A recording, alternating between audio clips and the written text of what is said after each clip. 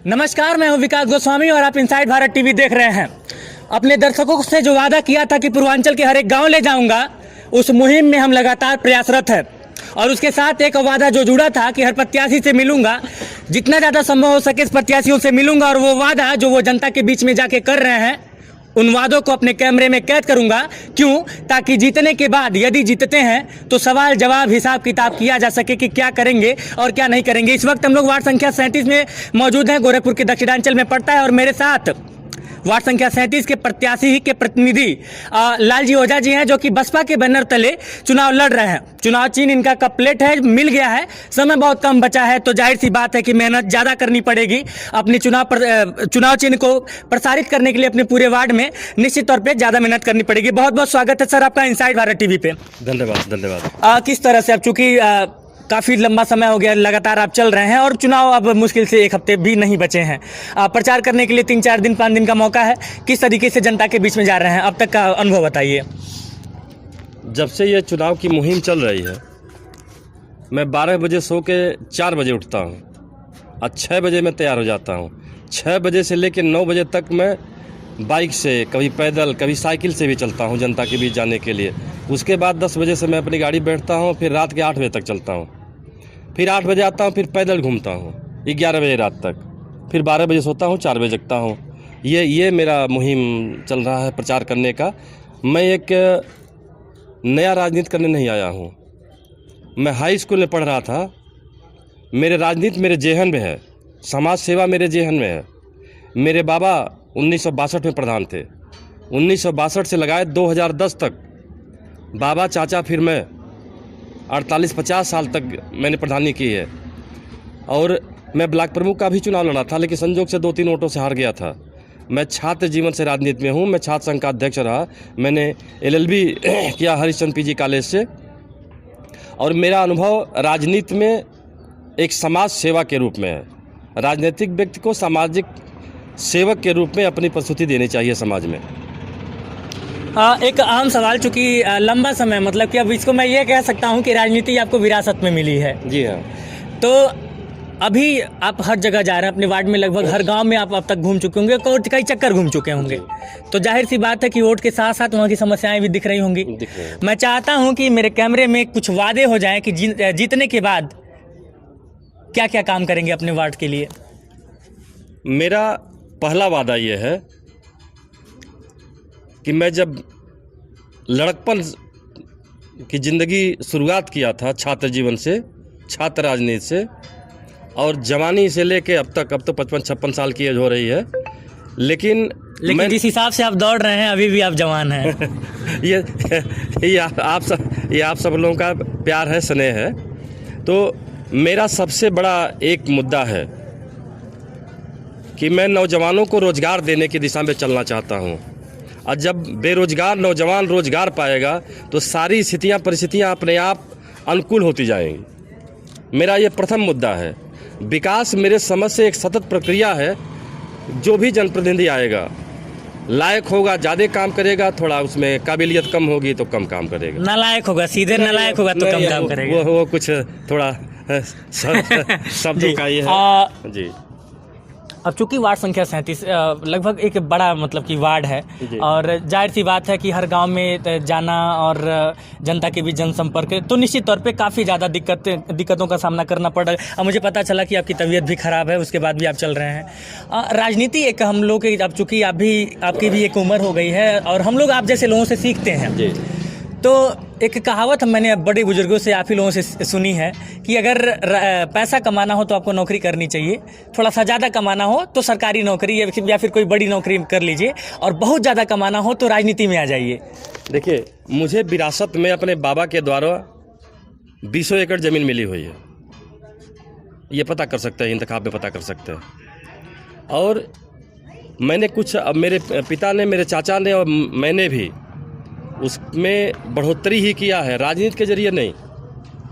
जो मुझे बेस मिला था परिवार से, जब आपको बेस मिलेगा परिवार में, और अगर आपका बेस शुरुआती दौर में 1 तल्ले के मकान का है और 2-3 पुश्तों में अगर उसकी लंबाई चौड़ाई बढ़ जाती है उसके तल्ले बढ़ जाते हैं, तो इसका मतलब नहीं है कि वो राजनीति से पैसा आया है। मेरे पिताजी नौकरी करते थे, मैं सर्विस में नहीं, मैं ठेकेदारी करता था। तो आज कोई ये कहे कि राजनीति से पैसा आया है, कैसे आया भाई? मैं इनकम टैक्स देता हूँ, मेरा रजिस्ट्रेशन है, तो कैसे राजनीति से पैसा आएगा जी आखिर मैं कुछ काम कर रहा हूँ तो उसका रिफंड मुझे मिलेगा कि नहीं मिलेगा? जी। तो हो सकता है तमाम लोगों की व्यवस्थाएं होंगी, वो सोचते होंगे कि हम राजनीति में आ जाएंगे तो पैसा कमाएंगे। मेरा ऐसा कुछ नहीं है। राजनीति में आने का उद्देश्य सिर्फ इतना है कि विरासत है और जनता की सेवा। विरासत में मिली हुई राजनीति। और मैं 1988 में ब्लॉक बेलघाट से ब्लॉक प्रमुख का चुनाव लड़ा था। उस समय एज मेरी 25 साल थी। तो तब से और अब तक मैं छात्र जीवन से लगाए बेलघाट ब्लॉक की राजनीति से लेकर, मैं एक समय ऐसा था कि मैं लोकसभा क्षेत्र चंदौली और लोकसभा क्षेत्र बनारस, मैं 2 लोकसभा क्षेत्रों का मैंने प्रभार मुझे मिला था कांग्रेस की तरफ से, और मैं प्रभारी रहा। दो लोकसभा का चुनाव मैं कराया 1996 में जी। तो ऐसे नहीं मिला है कुछ, काफ़ी मशक्कत करने के बाद, काफ़ी मशक्कत के बाद मिलता है। और जो बहुजन समाज पार्टी की राष्ट्रीय अध्यक्षा माननीय सुश्री मायावती जी ने मुझको जो चुनाव अपने निशान पर लड़ने का, अपने सिंबल पर लड़ने का, अपने झंडे के तले लड़ने का जो मुझे मौका दिया, उसका ऐसे नहीं है कि मैं ऐसे आ गया।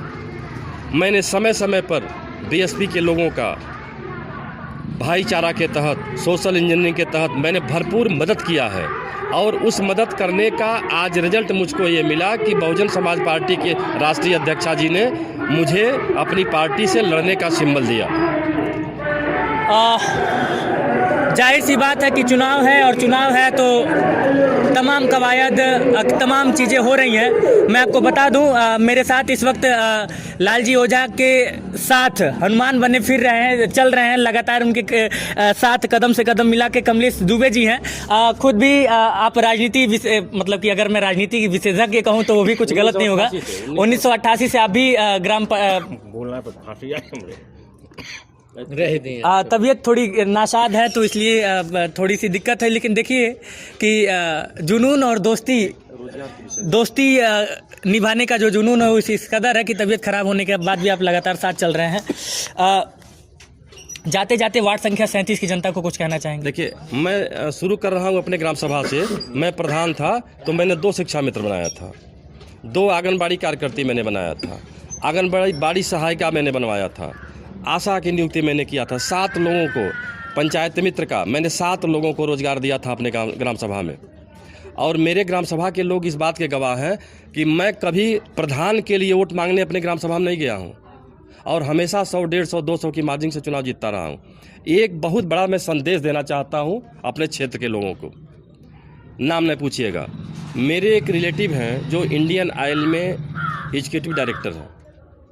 उनके माध्यम से मैंने 200 लोगों को रोजगार दिलवाया है, और चुनाव जीतने के बाद 500 लोगों को रोजगार दिलवाऊंगा। कैसे दिलवाऊंगा, कैसे दिलवाऊंगा, ये मैं जानता हूँ। और दूसरा, जिस पार्टी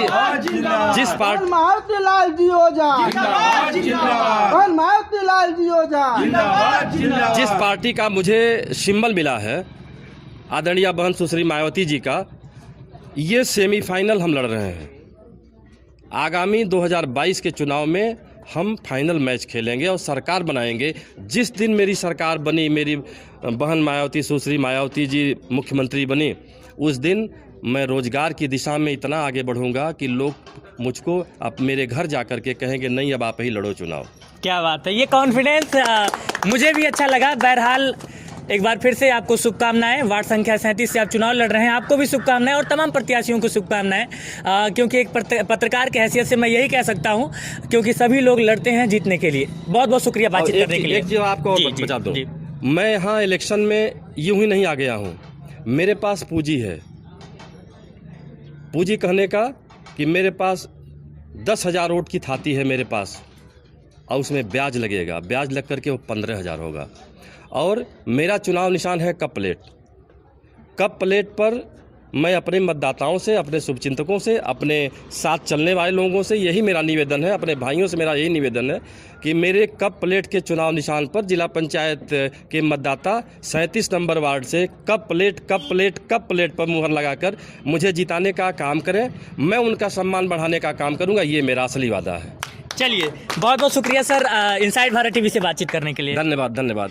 तो ये थे लालजी ओझा जी। चाचा अपना क्या नाम पड़ेगा? मेरा नाम सत्यनारायण यादव है। यादव जी, एक बहुत ही छोटा सा सवाल, और ये सवाल मैं सभी मतलब जितने भी प्रत्याशी मिलते हैं उनके समर्थकों से पूछता हूँ। तमाम प्रत्याशी हैं 37 में, लालजी ओझा ही क्यों? लालजी ओझा ऐसे नेकप्रिय नेता हैं जो हर किसी गरीब अमीर की बातें सुनते हैं, उसके लिए 2 कदम आगे चलते हैं। इसलिए हर आदमी की इच्छा है कि लालजी ओझा आगे बढ़ाएं सबको। चलिए, क्या नाम है आपका? राम बच्चन निषाद। और ये नीला झंडा बहुत कुछ बता रहा है, बताने की जरूरत नहीं है कि बसपा के नेता हैं। जी, बहुजन समाज पार्टी में पूर्व विधानसभा संयोजक रहा हूँ निषाद समाज से, खजनी विधानसभा से विधानसभा संयोजक रहा हूँ निषाद समाज से। वैसे इसी वार्ड में आपका घर पड़ता है? जी, इसी वार्ड में पड़ता है। मेरा ग्राम सभा कटिया है, रायपुर सेक्टर में पड़ता है। किस तरह से देख रहे हैं चुनाव को? चुनाव को हम लोग मेहनत कर रहे हैं और बहुजन समाज पार्टी के प्रत्याशी लालजी ओझा को हम लोग जिताने का हर संभव प्रयास कर रहे हैं। कप प्लेट का चुनाव चिन्ह जो मिला है उस पर हम लोग हर संभव प्रयास कर रहे हैं जिताने के लिए, और हम लोग जिताएंगे। क्या नाम है सर आपका? मेरा नाम केशवान, पूर्व प्रधान, इसी 37 नंबर वार्ड से ग्राम पंचायत का मैं पूर्व प्रधान हूँ। और बहुजन समाज पार्टी विधानसभा खजनी से जो हमारे 37 नंबर वार्ड से कौशल्या पत्नी श्री लालजी ओझा जी जो चुनाव लड़ रहे हैं, हम उनके वार्ड के प्रभारी हैं। चलिए, बहुत बहुत शुक्रिया बातचीत करने के लिए। तो ये तमाम लोग थे, इनसे बातचीत हुई, और इनसाइड भारत टीवी लगातार पूर्वांचल के हर गांव तक आपको ले जाने का जो मैंने वादा किया है वो जब तक पूरा नहीं होगा तब तक हम चलते रहेंगे।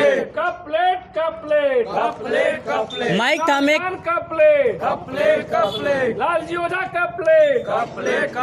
माइक थामने कैमरे के सामने वाला व्यक्ति विकास गोस्वामी, और उस पार से मेरा सहयोग कर रहे हैं अश्वनी वर्मा, और आप इनसाइड भारत टीवी देख रहे हैं।